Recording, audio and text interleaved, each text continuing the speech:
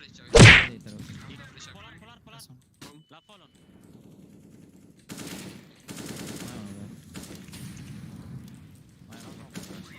N-am văzut un bă.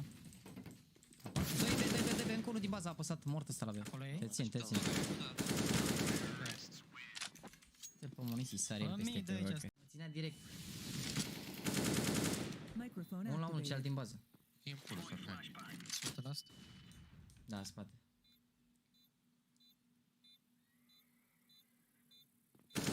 Din bază. Never mind. G2 me win. S-a întors banana ăsta, mă. Microphone În activated. spatele tău ultimul a fost. Da, poate să fie rotit, știi. Microphone muted. Microphone activated. Nice, Habibi, better player. Ăsta a dat razi din short în spatele. Și pe de-o Mort asta. Hai, straight, am zis că ne încărcat. Acum, gata, paca. Casă n-avem, da. mor la B. Ce mă, și ăsta? Secund, am Mort de side? grijă shot, Ai grijă shot. shit lung. Mi-ai pierdut 10 viață. Am cross-ul, să știi, Jax. Trebuie să fie Raga atent la el, dar totuși Xelo l-a scos pe Savana, Bloggy cu fragul pe Raga, 3 versus 3 și cu Xelo, pus la pământ la Xelo. Scoate ace-ul lui Xelo.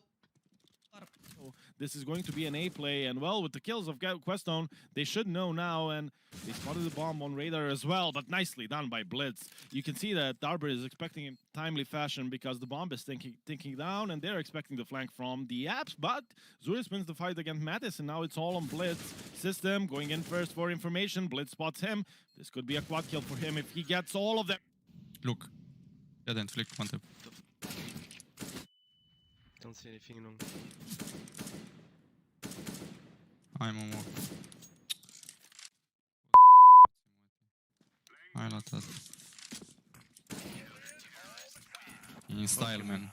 In fucking still, Sper man. că v-a plăcut clipul de astăzi.